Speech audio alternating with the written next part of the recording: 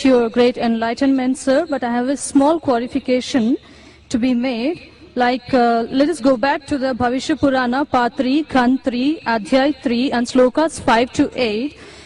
Before going to this, I would just like to mention that maybe you already know, because every prophet who comes in the name of God will fulfill the prophecy which is made for him.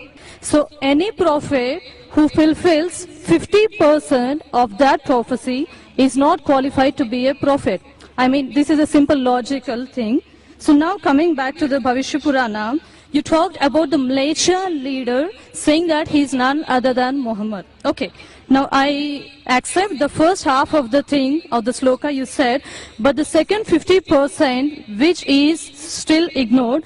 Now sir, let me tell you, Malaysia, the word meaning Malaysia, it is derived from Sanskrit dictionary, I mean the meaning, and the meaning means non-Aryan or sinner or wicked person. These are the three different meanings given to the word Malaysia.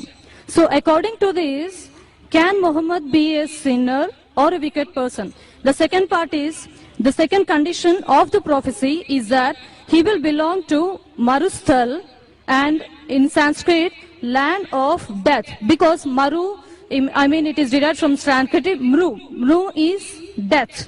And definitely it does not quoting to the land of Arabia, because it is a barren land or it is a battlefield. And next, coming to the third point of it, this prophecy also mentions that Malaysia leader will take bath in Panchagavya and in river Ganges. And it is a common truth. We know that Ganges means Ganga river, and we all know that Ganga is not in Arabia, but it is in India.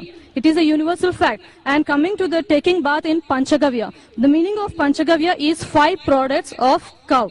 And the products of cow is milk, curds, ghee, urine, cow dung. And now sir, coming to this part exclusively, this prophecy must be fulfilled by Muhammad, wherein if you show me at least single reference from Quran, wherein Muhammad has taken bath in either, in all these 5 products, that is milk, curds, ghee, urine and cow dung, I am ready to accept Islam today. Thank you, sir. Sister has rightly said that if the prophecy that you give, if more than 50% is not fulfilled, then the prophecy is wrong. I agree with you, sister. I agree with you. And I will answer all your 3 queries. Let's see whether you accept Islam or not today.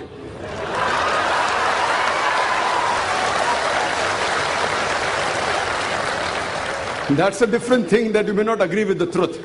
I will speak to you. I agree with you. Malaysia, I agree with you, all your 3 definitions. Malaysia, one of the meaning is non-Aryan, meaning a foreigner.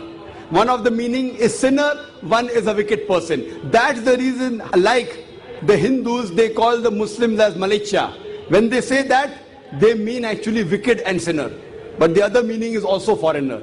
As far as when I speak, when I quote from any scripture, while quoting and while taking the meaning, it's not necessary that if the word has got 4 meanings, then more than 2 meanings should be correct. No. Even if one is correct, the meaning is right. For example, the Quran says that don't have pig. Today, if you open the dictionary, one of the slang meanings for pig is a cop, means a policeman. So one meaning is pig, the other meaning is a policeman.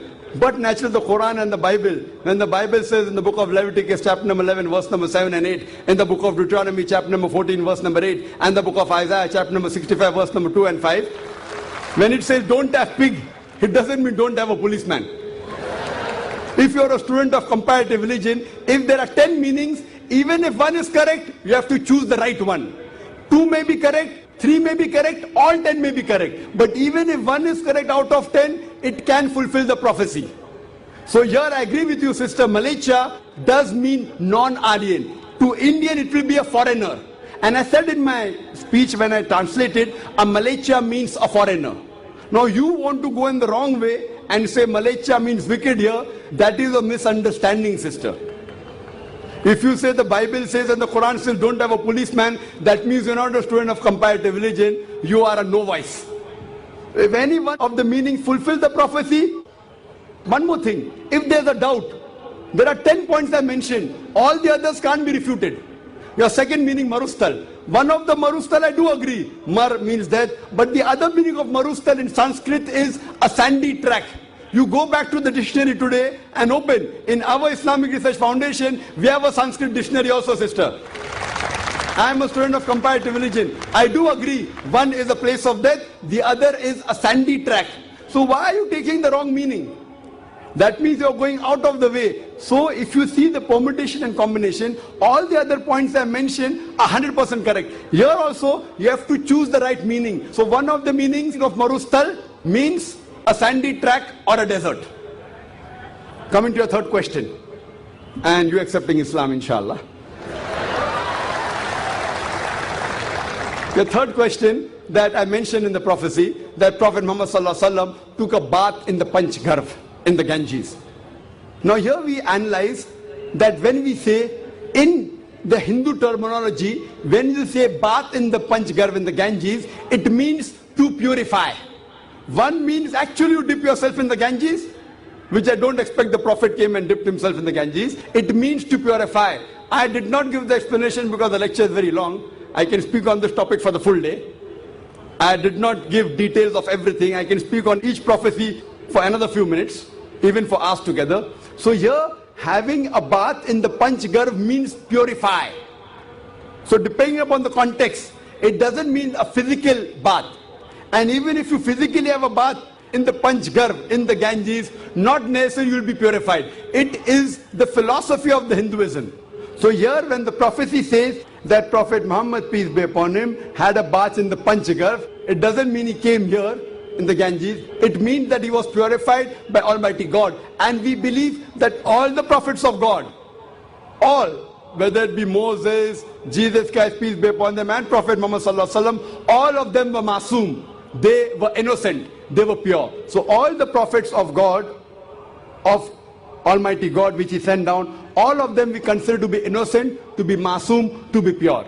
So this answers the question, and I hope inshallah you'll accept Islam, sister. I would just like to throw some light. The sister had asked earlier question, 3 questions, and that reminds me that my daughter who had come last, she had said a song, "Don't talk to me about Muhammad," you know, peace be upon him. And the coordinator said, please pay attention to the words, what she's saying. And if you heard the words carefully, it's the seerat of Muhammad Sallallahu Alaihi Wasallam, that once Muhammad Sallallahu Alaihi Wasallam was going, he finds a companion as a stranger. She starts speaking against the Prophet. Oh, the Prophet Muhammad Sallallahu Alaihi Wasallam is a bad person, don't talk to me. She's telling Muhammad Sallallahu Alaihi Wasallam, that person doesn't know the person is talking to. She tells to the stranger, that person on the road, that Prophet Muhammad is bad, don't listen to him, he causes disharmony, he teaches only about one God, blah, blah, blah. That's what my daughter was saying in that song. Later on, but she says, oh, you're a very good person.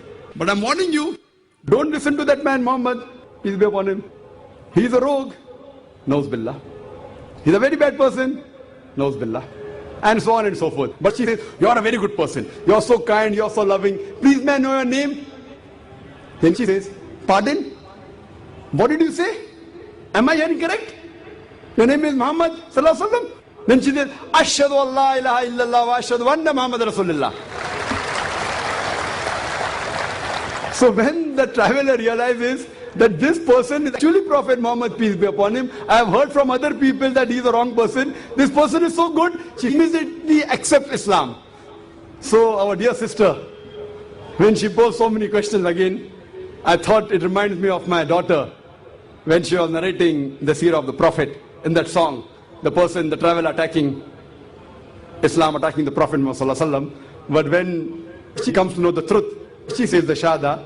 So inshallah our dear sister also will share the Shahada. And I really ask Allah subhanahu wa ta'ala to open her heart.